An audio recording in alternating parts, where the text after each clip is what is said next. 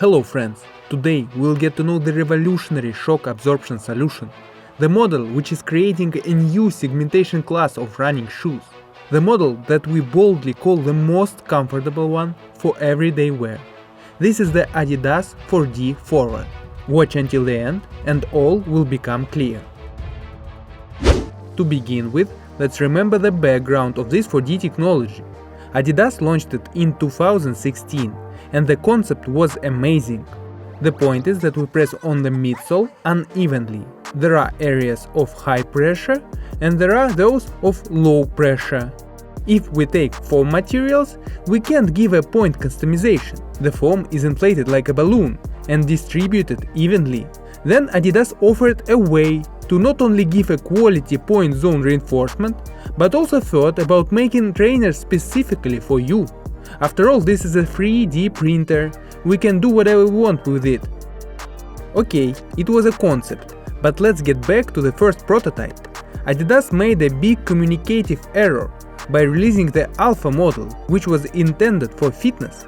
It has reinforcements on the sides and some additional stabilization elements, but it's heavy. So they released it as for running, but it was obvious, even due to the name, that it was not cut out for running, it was for fitness. And since then, we haven't seen a customization.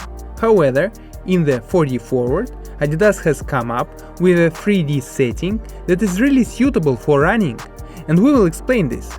Just as fast example, model weighs 368 grams for size 11 US. For comparison, the ADIDAS Adizero Boston 10 in the same size weighs 340 grams, and this is a lightweight model.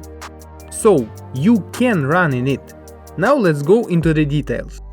The upper on this thing is prime knit, it's knitted seamless material, but it's not the same stuff as the old Ultra Boost has.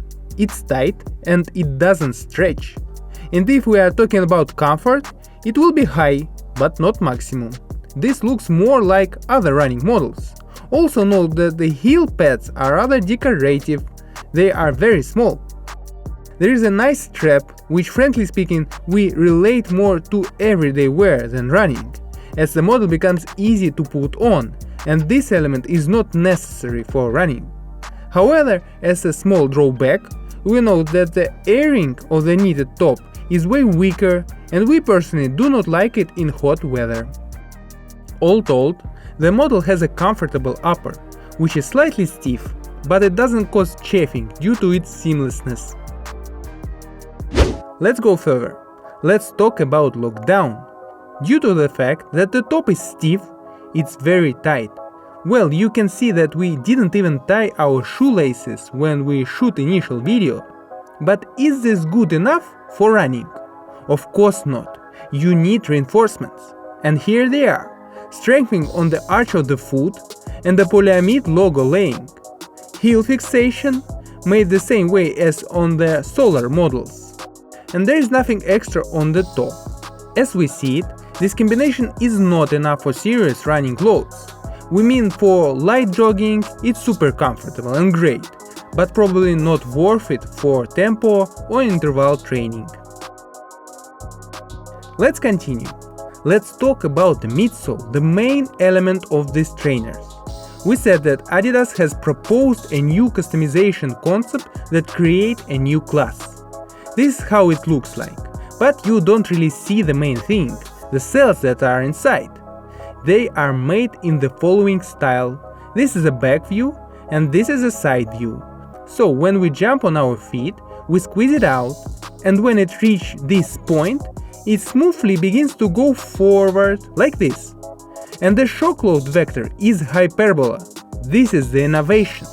Before, whether it was EVA foam or boost, all the load went into the foam and then back into the foot. Here is a vector comparison. And now think about which has more of a shock load, rolling down or a trampoline. Of course it's the second one. We use less amplitude and horizontal shock absorption capabilities. And this model feels much more effective about this indicator. We do seem to be floating, gliding almost. This is the most comfortable thing we have ever tried on, and we sincerely recommend it. mostly for everyday wear. Why? Because to achieve the maximum effect, it is necessary to start your move from the heel. And also, this model is really not bouncy. All the momentum has been redistributed forward, but it hasn't returned back to the foot. It is hard to run fast. So, fellow runners who run from the heel and do not want to get shock loading, this pick is for you.